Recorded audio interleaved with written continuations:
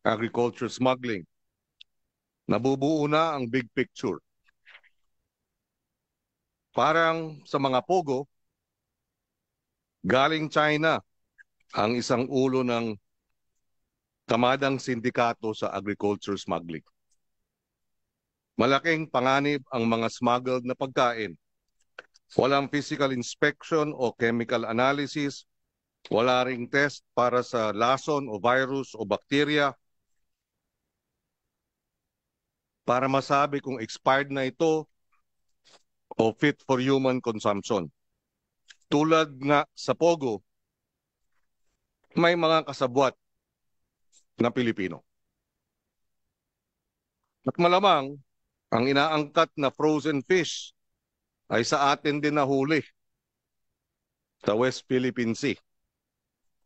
Ang ating mga isda, ninanakaw nila at ibinebenta sa atin pabalik.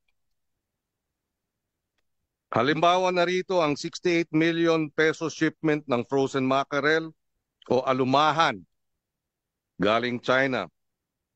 Ang sabi sa mga import document, chicken poppers ang tinangkang ipasok sa Subic.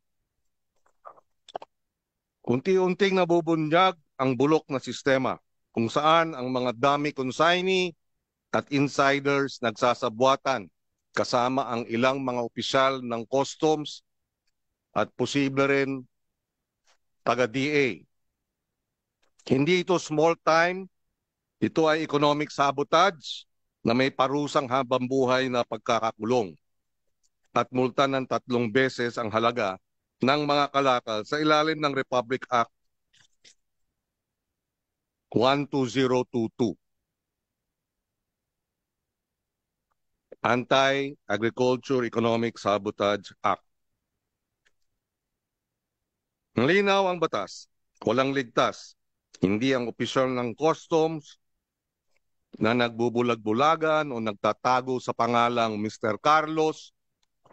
Hindi ang investigador na nagbabaon ng complaint files. Hindi ang operator na truck na nagtatransport ng illegal na kargamento. Wala dapat ligtas.